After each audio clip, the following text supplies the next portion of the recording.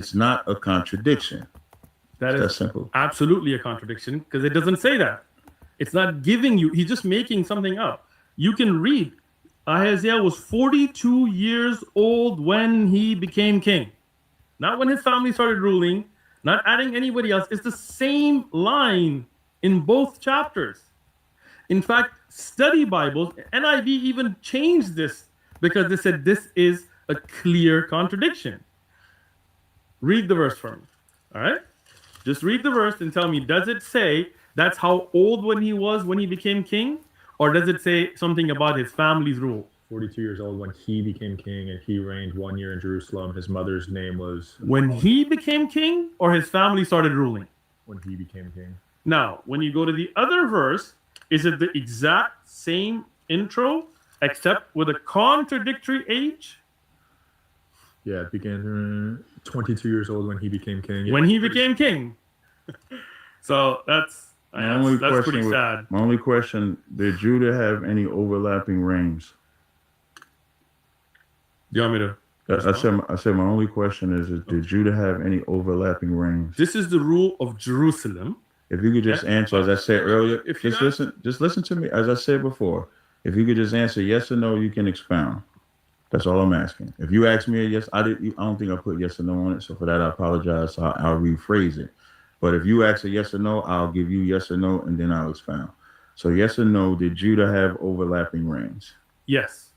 But this is the rule of Jerusalem, and Judah's capital was not Jerusalem. And this doesn't talk about overlapping reign because only 1 year.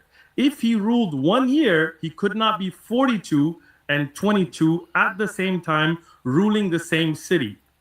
It is very clear that there is a clear numeric contradiction, and you can try to make an explanation for anything. You can say it's not night out, it's day, and it's not day and it's night because night somewhere.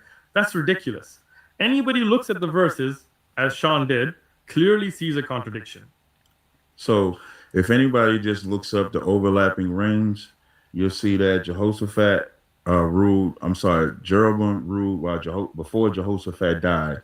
So Jehoshaphat is king and Jeroboam is king at the same time. You can also look up Azariah is ruling while Jotham has leprosy. So they have overlapping reigns. So Chronicles is giving the 42 years for the reigns. Kings is given his age. If that don't exist, maybe I might agree with you. But it's just the custom of the way that we wrote. It's the custom of the way that we have it. So now, if they did, again, as I said, if they didn't have overlapping reigns, and they're not the only, and this is just broad, they're not the only ones that had overlapping reigns. You would have Upper and Lower Egypt, where they would also have overlapping reigns, where you would have pharaohs ruling at the same time. So in 2 Chronicles, that's why it has that time, because it's talking about that. But once again, all of that is not scripture about that particular king. The fact that kings would overlap reigns in different kingdoms has nothing to do with when Isaiah ruled for 1 year in the city of Jerusalem. Was he 22 or 42? You're jumping around explanations when the verse is very clear. And somebody who's not biased and not just trying to win an argument can read the verses themselves and see the truth for themselves. Now, when you talk about the New Testament, do you believe in the New Testament? Absolutely. Okay. So when you look at the genealogy of Jesus, do you believe he goes back to King David? Yes. So I was looking at this. First Matthew 1:12 begins the end of it, right? All the way from... I think 1 through 16. Yeah, so 12 begins to the end of the going down to 16, right? That paragraph. When I was looking at that paragraph, I saw verse 16, Matthew 1:16, and Jacob begot Joseph, the husband of Mary, to whom was born Jesus, who's called Christ, right? Mm-hmm. So Jacob was the father of Joseph, who was then married to Mary, right? Mm-hmm. That is correct, right? That is absolutely correct. Okay. When I look in Luke, I find that genealogy as well. Right. You do. In Luke 23... Luke 3 and 3:23. Yeah, verse 23, chapter 3. It says, now Jesus began his ministry at about 30 years of age, being as supposed the son of Joseph, the son of Heli, right? Mm-hmm. So was Joseph's father Heli or Jacob? Yeah, his father was both. What? His father was both He Jacob had and Heli. two fathers? Yes, because Matthew's 1, Jacob is the physical father of Joseph. Heli and Joseph, excuse me, Heli and Jacob are brothers. So when it says Heli, as was supposed, we have something in the Israelite custom called levirate marriage. Levirate marriage is like if him and I are brothers and I pass away and I don't have a son, then he would lay with my wife and raise up son for me. That's the law of a brother in our custom. So the reason why it says as was supposed in Luke the 3rd chapter, Heli is his father according to that law. Jacob is his father according to the flesh. Okay, so Heli is the stepfather of Joseph. No, listening is an art. Yeah, Heli is the father according to levirate law. Heli is gone. He's dead. He's not living. okay. So Jacob is the one that laid with his mother, Heli's wife. When he raised up seed for Heli's wife, that seed belongs to Heli. It doesn't belong to Jacob. So what Matthew is doing is giving the physical son of, physical father of Jacob. Of Joseph. What Luke is doing in Luke the 3rd chapter is giving the law father of Joseph. You said Heli is where the seed came from. No, I did not. Listen, I'm gonna say it again. Listening, It's recorded, right? listening is an art. I said Heli is dead. Okay. Heli is not living. Okay. Jacob is living. Okay. And Jacob is keeping the law of a brother by laying with Heli's wife. Okay. And so when Luke gives that lineage, he's giving the lineage by law. When Matthew gives the lineage, he's giving the literal physical lineage. Do you know what levirate marriage is? Do you know law of a brother? What can you explain what it is? So for example, if a brother had a wife and he died, his brother would marry that woman. Right. Yes. So in Joseph's scenario, Heli died without a son, and Jacob kept the law of a brother and slept with Heli's wife and raised up Joseph for Heli. So when Matthew does the lineage, he's correct because he's given the physical son. Physical father of Joseph. Luke is also correct because he's given the law he's given the son by law. So when he says Heli is the father of Joseph, that's according to levirate marriage. When Matthew says Jacob is the father of Joseph, that's according to the flesh. I'll provide one outside source for this. Anybody can look up a church father by the name of Julius Africanus. That's his name. It's Julius Sextus Africanus. That's the whole entire name. And when you go to that church father, which is substantiated by Eusebius in the ecclesiastical history of the Bible, they'll tell you what I'm telling you was a known custom throughout all of the house of David. Because the Messiah had to come from the house of David, they kept the levirate marriage all throughout. And Julius Sextus Africanus actually breaks the whole thing down. If you want, I can pull it. I have it on my phone. They have the name of the woman and everything. So that's not a contradiction. Well, it is a contradiction. And let me explain why I believe it's a contradiction. But I have some questions on here anyway. So the first thing, you can laugh all you like. It's all right. It's not going to help your case any. First, the fact that it clearly says that Jacob begot Joseph shows that this was the physical father, correct?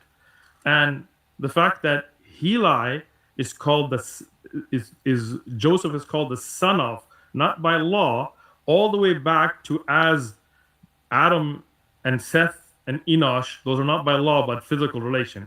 But my question actually wasn't on that. My question is, when we go in Matthew, we see Salathiel as the son of Zorabil. Is that correct? I believe that's in there. All right. Can you open up 1 Chronicles 3:17?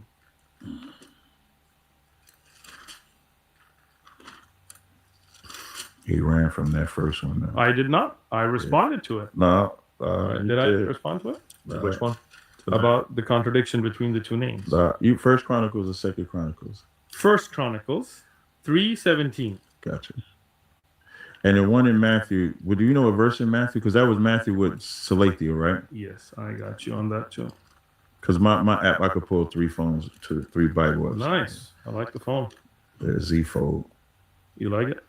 I love it, actually. I use that because like I could pull this up like that, have 3 Bible apps open at the same time. Yeah, close it like I gotta that. start paying you for Sean. Yeah. Yeah, I don't know why I do it all the time like a dummy. So Matthew, it's 1:12. Right, and then the Chronicles one is what? It's 3:17. Gotcha. And 3:17, you want me to read it or you got it? You go ahead. First Chronicles 3:17, and it says, and the sons of Jeconiah, Asir, Salathiel, his son. And then Matthew 1:12, and says, after they were brought to Babylon, Jeconiah begat Salathiel, and Salathiel begat Zerubbabel. So, who is the father of Salathiel? Jeconiah, right? Yes. And Zerubbabel is the brother of Salathiel, correct? Where does it say the brother at? If you look at the sons of Jeconiah were, You still in the same Chronicles one? yes. Oh, I'm just searching something else. All right. So in Chronicles 3:17, I read that verse, but it's not in that verse. It's somewhere else. No, it's keep going. Oh, that's what I was asking. So I got to read further down, right? Yeah, so the sons of Jeconiah were Asir, Salathiel, his son, Mm-hmm. Malachi, Pedaiah. Pedaiah, Shenazar, Mm-hmm. Jehoiakim, Hoshana, and Nabida, right? Mm-hmm. But here, It jumps in Okay. verse 12. And this ain't really, I think we're talking together this time. I don't want you to say I'm interrupting you. no, let's talk. Okay, all right, perfect. So in Matthew, it says Jeconiah begat Salathiel, and Salathiel begat Zerubbabel. So I think your question is, and the sons of Jeconiah, Asir, Salathiel, his son, Miriam, also Pedaiah, Shenazar, and the sons of Pedaiah, Zerubbabel. So why is it skipping those and giving Zerubbabel to Salathiel instead of giving Zerubbabel to Pedaiah? So what I'm saying is, here it says Shelathiel begot Zerubbabel, right? Mm-hmm. So Zerubbabel is the son of Shelathiel, correct? In Matthew, it says begot, like you mentioned earlier. Yeah. Okay. Mm-hmm. But in First Chronicles, Mm-hmm. from the sons of Shelathiel, there is no Zerubbabel. Yeah, you see Zerubbabel doesn't come in until Pedaiah. That's So Right. those two don't match. So we would agree, before I fully answer, we would agree the sons of Jeconiah says Asir and Salathiel, his son, right? Yeah. And then in 18, Malcolm also Pedaiah, Shenazar, Jeconiah, and then in verse 19, it says the sons of Pedaiah were Zerubbabel and Yes. Shemel. So it's like it's skipping. Yes. Thank you. So the custom in Israel is to skip like that when you talk about generational lineages. So in Matthew's 1, and one of the differences between Matthew's 1 and Luke the 3rd chapter is in Luke the 3rd chapter, it's all males. In Matthew's the 1st chapter, it's men and women, because it's about being the prominent line. It's about coming and being connected. So when it skips, it's skipping because it's about the prominence. So you'll see men and women mentioned. You'll see in verse Matthew 1:5, Salmon begat Boaz of Rechab. You'll see a woman mentioned. Jesse begat David the king. So when it's mentioning Jeconiah begat Salathiel, Salathiel begat Zerubbabel. Zerubbabel is the prominent one in that line, and that's why it's mentioned. So I'll give an example in the Old Testament. If you go to 1 Kings 19:16, it will say, Jehu, the son of Nimshi, shalt thou anoint thee to be king over Israel. Okay. And then when you go to 2 Kings 9:2, it says, and when thou comest hither, look out there, Jehu, the son of Jehoshaphat, the son of Nimshi. So Okay. in one verse is saying Jehu is the son of Nimshi, to another verse is saying Jehu is the son of Jehoshaphat, the son of Nimshi, because that's the custom of